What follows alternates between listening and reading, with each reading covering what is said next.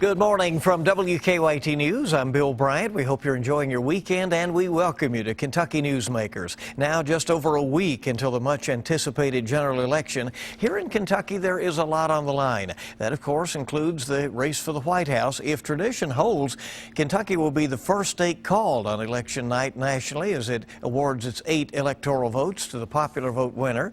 There's also a spirited race for the U.S. Senate between Republican incumbent Rand Paul and Democratic challenger Lexington Mayor Jim Gray. In central Kentucky, Democrat Nancy Jo Kemper is taking on Republican Congressman Andy Barr in a district that has seen that seat go back and forth between the parties over the last 40 years. And the in-state battle that many are watching very closely is really a series of contests across the state for seats that will determine who controls the state house. Right now, the Kentucky House is the only legislative chamber in the South that is still controlled by Democrats. Will they lose the grip on power that they've held on the House since 1921? We assume today's guests will have different responses to that question and most of what we ask. Daniel Lowry is spokesman for the Kentucky Democratic Party. You see him on the left of your screen. And Trey Watson is communications director for the Republican Party of Kentucky, and you see him there on the right. We thought that'd be easier for folks to figure out, the left and the right. Thanks for coming in. We've watched an amazing election year unfold so far. You know, we had the caucus in Kentucky, which was a first in many, many years here. A Democratic primary that ended up being competitive here in May. As we head toward the election next week, what do the prospects look like for participation by the voters? I think people are excited to vote this year. I think this is the most highly covered by the media presidential campaign I can ever remember. I mean, Hillary Clinton is a well-known national figure. Donald Trump is a well-known national figure. It's been wall-to-wall media since June or May of last year. I think the sides are pretty well, at least in Kentucky, the sides are pretty well set at the presidential level, and I think people are excited to not only vote but to get this thing over with. we hear some of that, don't we? Yeah, let's hope that people in Kentucky really get out and vote in November 8th, because, you know, a sad thing happened in Kentucky last November when we had basically 16% of our registered voters vote for our governor. You know, 84% of Kentucky voters did not vote for Governor Bevin. And you had 500,000 votes for Governor Bevin. We have 3 million or so, about 3 million registered voters here in Kentucky. So let's hope they get out on November 8th.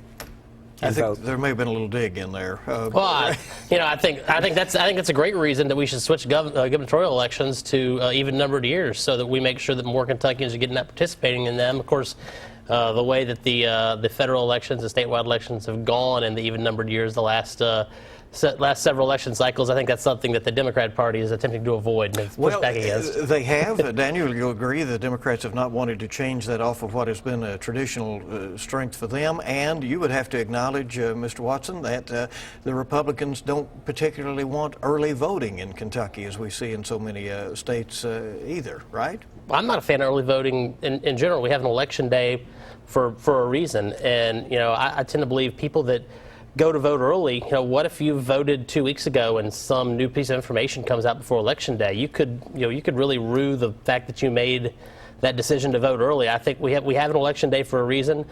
Candidates and campaigns plot out a strategy that accounts for that, and elections are essentially a vetting process for these people, and we need to allow the full vetting process to take its effect before people go to the polls. But is 6 to 6 on a Tuesday enough time for people to get to the polls? It's especially difficult for a lot of people, and to vote isn't as easy as a lot of people think. I mean, you have to take off work. You may have to take your kids to the daycare. And for many folks, voting isn't as easy for others. And you look at voting rights, too. Voting rights was a big issue that Governor Bevin promised to restore voting rights for nonviolent felons. He promised to do that, but he has restored 0. So he went back on his promise to Kentucky. Well, they're working to pass legislation to enable that. He looked at it and decided it wasn't something he could do via gubernatorial edict, and he's working with the legislature to pass that bill next session. Well, Donald Trump and Hillary Clinton both carried Kentucky on their way to their party's nominations. Democrats outnumber the Republicans in registration, although that margin is narrowing. Polling has indicated that Trump has an advantage in Kentucky. In fact, does the fact that Kentucky may not be in play in the presidential race explain why we have not seen candidates here during the election cycle? Absolutely. I think at the national level, they assume Kentucky's going to go red. The polling numbers that I see certainly play that out. And, you know, the time and energy and resources for these candidates on both sides are much better invested in states where it's much more competitive. Yeah, we saw a poll recently that had Donald Trump was up about 12 points here in Kentucky in September. But that same poll said his margin had narrowed to only 3 points now. So definitely with Trump's vulgar comments that he's made, and I think the fact that Billy Graham's Christianity Today came out and said Christians shouldn't vote for Trump, those type of factors really play hard on voters, and it's turned a lot of people off of Donald Trump. And many of his comments have made people say, I just can't vote for him. And we've seen that even here in Kentucky really fall off, and I think it's 3% now. I don't think those numbers are accurate. I think what I've seen in numbers that we're looking at around the state, I think Donald Trump's numbers have fallen off some in Jefferson and Fayette counties. But I think when you get out to the rural areas, both east and west, and the farm areas of central and bluegrass regions, I think Donald Trump's numbers are still extremely high. Hillary Clinton is. I didn't think that the Democrats could find a candidate more disliked in Kentucky than Barack Obama, but they found her. And I think she's really, I don't think it's in some areas, especially coal country, it's a popularity of Trump, but I think in a lot of areas, it's just Hillary Clinton is deeply unpopular. And I don't think there's anything that Donald Trump can do or say almost to change those numbers. I think it'll be very close. I think Hillary will win in Fayette and Jefferson and probably Franklin counties. I think Trump will win all 117 other counties. Do you agree with that analysis of the well, breakout? I don't know the exact analysis as far as who will vote for Trump and which counties will go exactly for Trump, because there are a lot of eastern Kentucky counties who still have a lot more registered Democrats. Yeah, but Romney won every one of them except for Elliott. But my question would be about the Trump, and it's a question maybe that Trey could answer. Has the Republican Party come out and denounced what he said? We issued a statement. They issued a statement. They denounced him. But where's Governor Bevin's statement on Trump's comments? You know, and so there are a lot of questions that we have as Kentuckians, and we say, can you really support what he said and the way he is? It has been interesting that there has been, alternatively, the desire to distance, the local candidates have distanced themselves from the national ticket. As you said, many of the Democrats have not identified Greg Stumbo with Hillary Clinton. Suddenly is not a Hillary supporter. And on the Republican side, Senator McConnell says he will not say one iota about Donald Trump in this presidential race. Interesting year, isn't it? It's incredibly interesting, and it's, you know, what I've told people is I think that when it comes to Donald Trump specifically, I think he has coattails in some regions where people are supporting him because, you know, there's something going on out there. Donald Trump, Bernie Sanders, Matt Bevin last year, you see this desire of voters that they think the system is broken, and they want candidates who they think are going to bring substantial change to the system. And I think Donald Trump is the only candidate that's left on the ballot at the presidential level who they believe is going to do that. You know, go ahead. I think, you know, so I think he's got coattails as far as people that are voting for him. I think a lot of people that are not voting for Donald Trump, it's not that they're mad at the Republican brand, or they think they're mad at Donald Trump as an individual. And I don't think that he's got negative.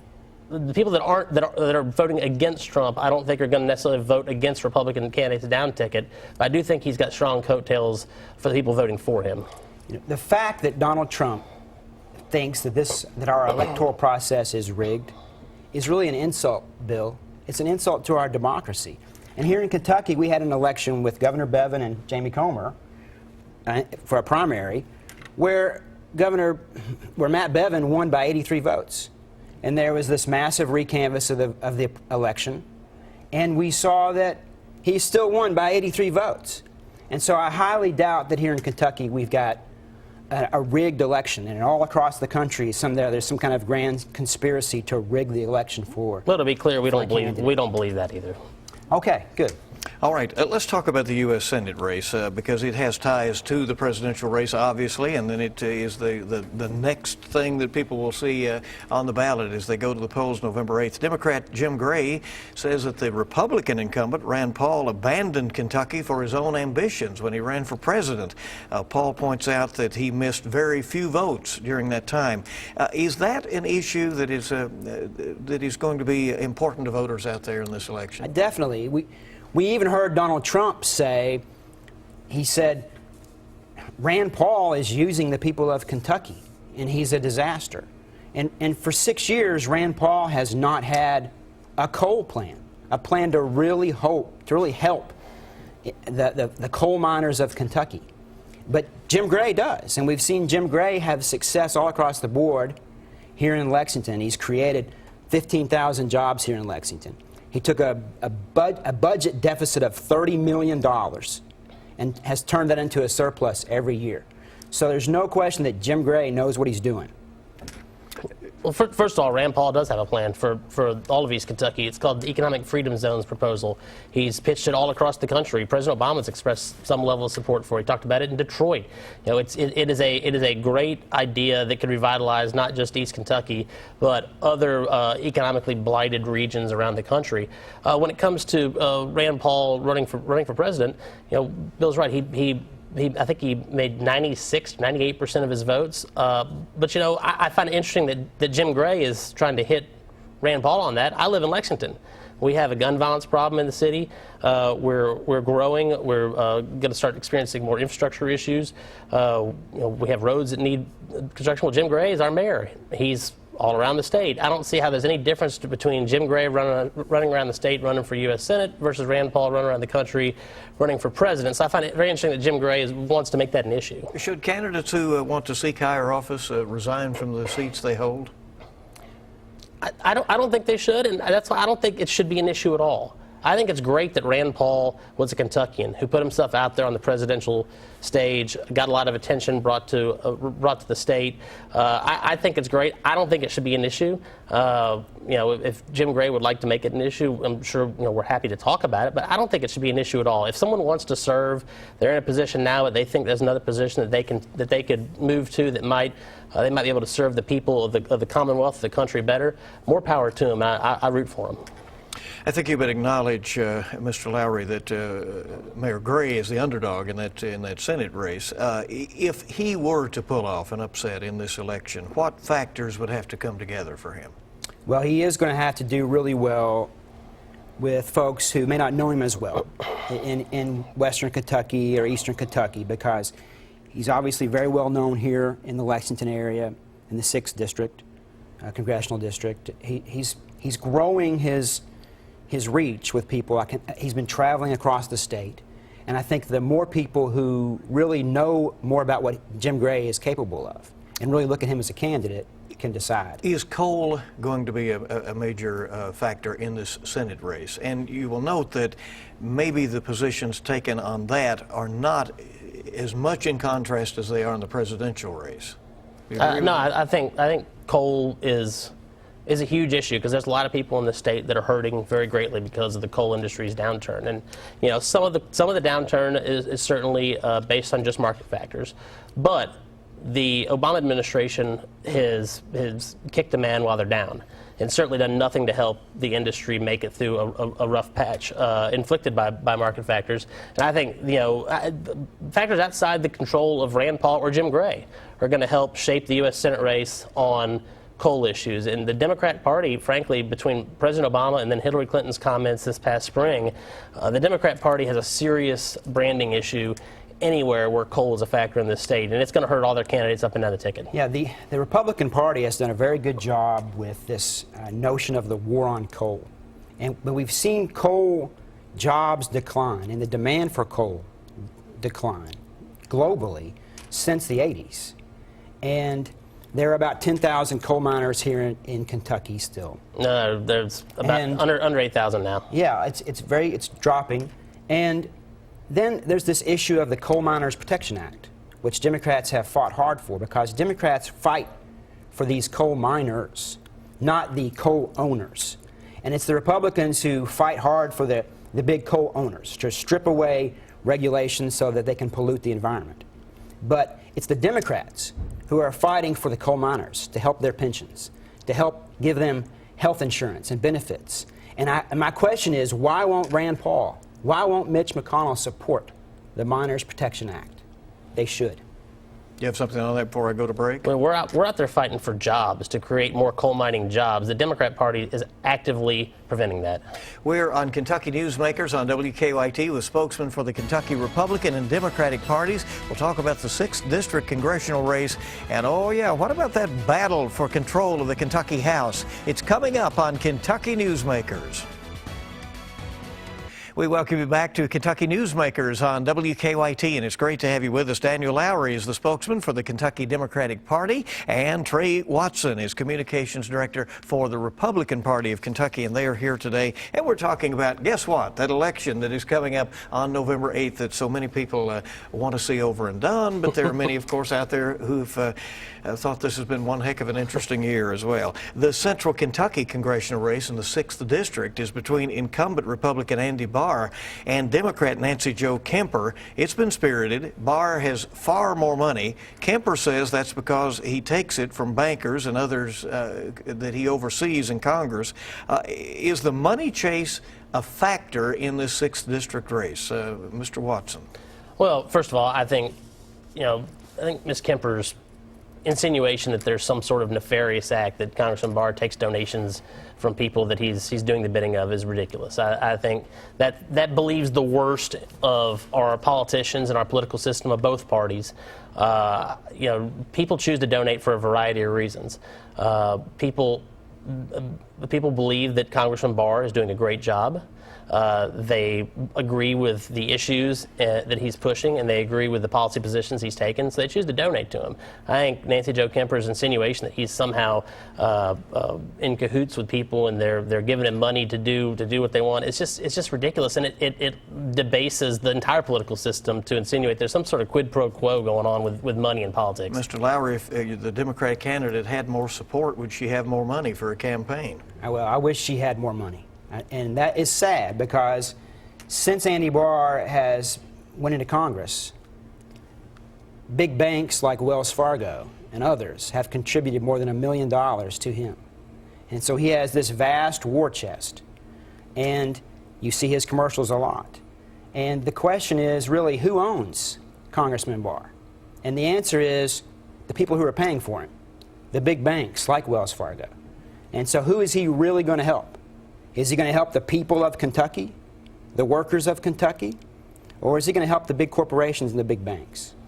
Well, you go ask the people that, Andy Barr is all over his district. He has coffee with the congressman in every county. He's at every fair, festival, parade. He's very active here in the 6th District, moving around and meeting voters.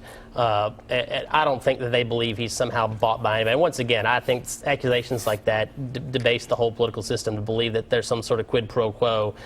People that choose to donate politically should not be viewed as criminals or nefarious sorts of some sort. Barr and Kemper differ on minimum wage. He opposes a hike, and she calls for one. On health care, he says the Affordable Care Act, or Obamacare, must be entirely repealed, and she says it can be fixed. Who has the advantage on those issues in the district?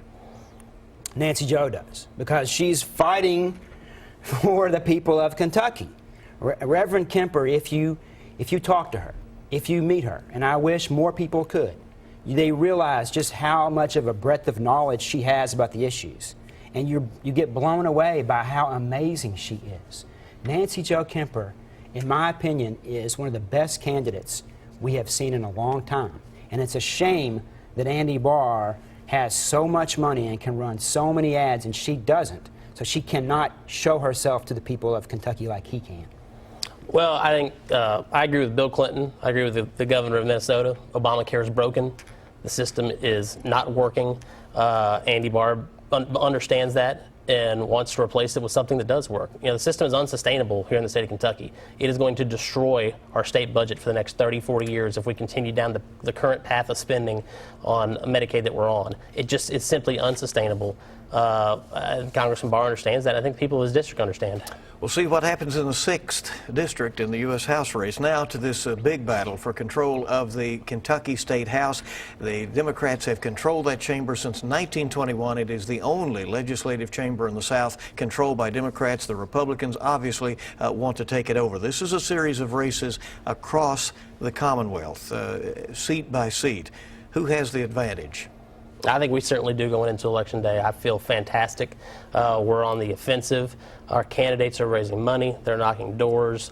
We feel very good about the position that we're in to put a new majority in the Kentucky State House. We feel good too.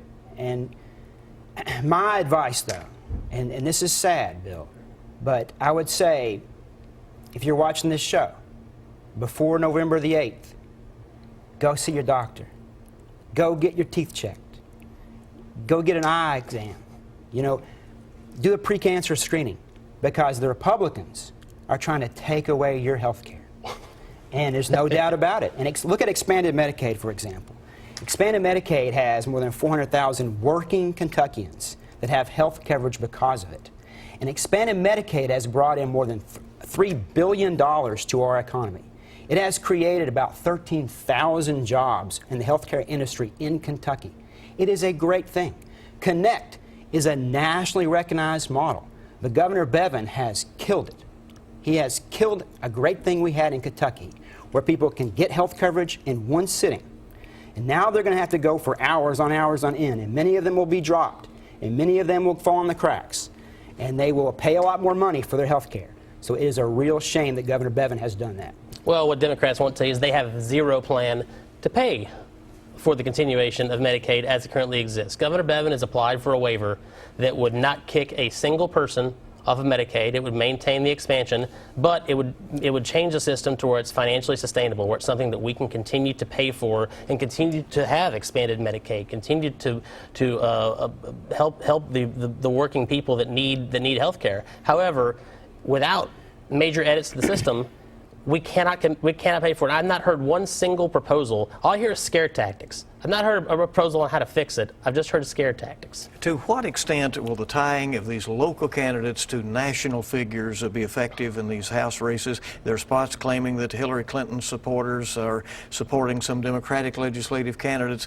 Speaker Greg Stumbo was quoted as saying that he cannot be defeated by his opponent, but that maybe Donald Trump can defeat him. Are these national media trends and these national trends effective on Main Street? Look, this is a tactic that the Republicans are using for every single one, it seems, every single one of our candidates in the House. And they say, so-and-so candidate.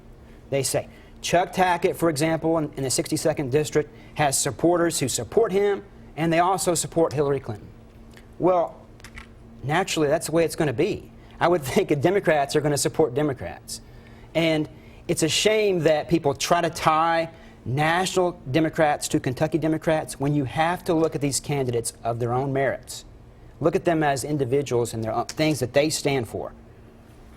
Well, I'd say, first of all, a lot of these issues that Republicans believe in, Republicans run on, we don't know where Democrats stand on them, because Greg Stumbo and leaders in the House have blocked votes on these issues for decades. So there's no voting record on pro-life issues. There was one bill passed last year, first time in 12 years a bill's been passed. There's no voting record on tax reform. There's no voting record on a whole number of issues, because the votes have been blocked because the bills get introduced and Greg Stumbo stops them in committee. But beyond that, when you sign up to run for office, when you get your signatures and file, you have to sign a pledge saying that you support the party platform, national party platform of your party. So every one of these candidates has signed up and said, we support everything that the party platform supports, and a lot of that stuff is way more liberal than Kentuckians are ready for. We are here with the spokesman for the Kentucky Republican and Democratic parties. Now, there are some things that they agree on that's a challenge they both face.